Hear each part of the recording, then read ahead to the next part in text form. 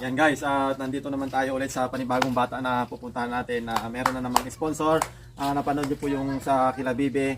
Ito po yung karugtong noon, pero syempre magkaibang sponsor kaya magkaibang video. At ang bahay nila ay sa likod lang po nito. Puntahan natin pa. Ganda ng bakod nila na yun. Oh. Grabe, sifting-sifte. Ay. Pwede pong mangutang. Pwede sir Pwede. Pabili ko. Mineral. Pasir Ah, hindi, puntahan na. May sadya kami dito, nanay ha. Pwede pumasok. Ay, salamat, nandito na si ate. Si ate guys, si ate Sheila may ako absent na yan oh. Yan guys, oh. Ay, talagang ganda naman ng bahay ni Rosindo. Yan guys, si Rosindo, si Insenyo na, baka hindi nyo kilala, ito yung Rosindo yung kanyang pangalan. Yan, umupo na po ako kahit di pa nila ako pinapaupo. Dito ka, Insen. Si ate Sheila pala, oh. Yan guys, nandito ako sa bahay nila Insen ngayon dahil meron akong sadya sa kanya. Siyempre, hindi na bago sa inyo kapag ganito nga na nagbabahay-bahay tayo. Siyempre, mayroon tayong napakagandang sadya sa kanila. Nanay, dito ka sa tabi ko, nanay, dito ka.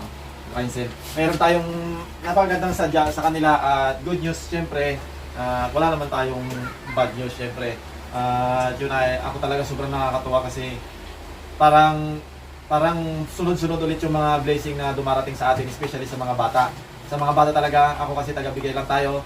Actually guys, siguro mga 3 days na rin ito, kagaya doon sa napanood nyo kay Bibe. Parehas lang din. So, ibang sponsor lang. So, ito po, ang nagbigay po sa kanya ay si Ma'am Susan ng Canada. Yan, palakpakan naman natin. Ang binibigay po ni Ma'am Susan sa kanya at ang mensahe po niya ay para kay Insen, belated happy birthday din. Oy, wow.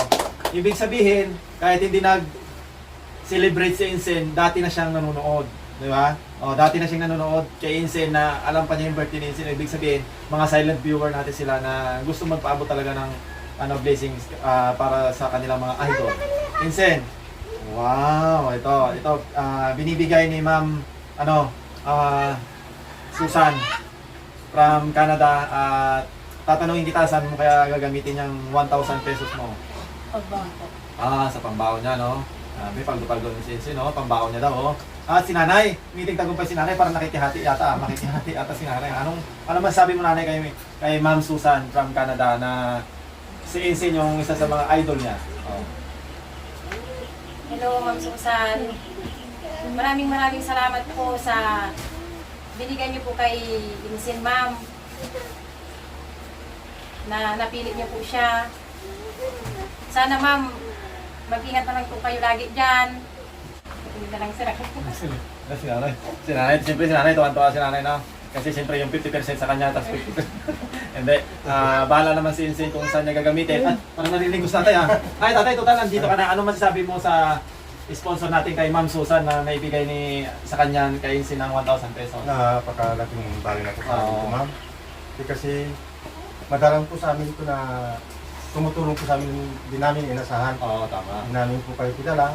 At saka hindi nyo po kami kaano-ano. Maraming salamat po, ma'am. Yun. Chip? Yun.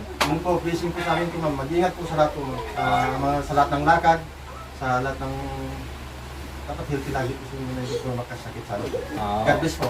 Okay, thank you tatay. Siyempre, insert ko na rin si Ma'am Desa, si Ma'am Gladys, yan sila Auntie. Lahat ng mga tumulong dito, sila Ma'am Lee, lahat ng mga tumulong sa pamilya nila Sheila May. At siyempre, kahit hindi din sa kanila, lahat ng team namin sa team namin, The Explore Family. Maraming salamat po kasi talagang nandyan pa rin po kayo. Parang sobrang tagal na po namin dito sa pag-vlog pero hindi nyo po kami pinapabayaan. At sabi ko nga kung hanggang saan yung kaya natin, pagpapatuloy po natin yung pagpapasaya sa inyo para kahit paano makatulong din sa mga bata sa pag-aaral nila. At napakalaki talaga, parang 90% ang tulong ng sponsor. Kaya yan. Kaya nandito pa rin kami hanggang ngayon talaga. Hindi kami titigil hanggat nandyan po kayo ng mga sumusuporta, especially po sa mga sponsors po namin. Ano naman masasabi mo, Insen, kay Ma'am Susan? Maraming salamat po sa binigay ng malaking tulong na po. Yan. Dito sa mga hindi nakakalam guys, si Insen talaga sa Ilocano manangit to.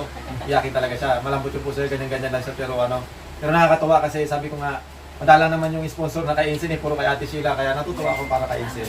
Kaya yun nga ma'am, Sana lagi po kayong gabayan ni Lord para, sabi nga ni Tatay, lagi kayo sanang ligtas sa inyong mga lakad, ganon. At para mas marami pa din po kayong blessing na dumating po sa inyo, mas marami po kayong matulungan, hindi lang po si Insen. Tuloy-tuloy pa rin po yung yung pagbibigay namin ng saya sa inyo. Sabi ko nga, hanggat kaya natin, iraraos natin yan para kahit paano may mga baon po sila araw-araw. So, nandito na lang po yung video namin, ma'am. Maraming salamat po talaga, Ma'am Susan. At ingat po kayo dyan. God bless and bye-bye!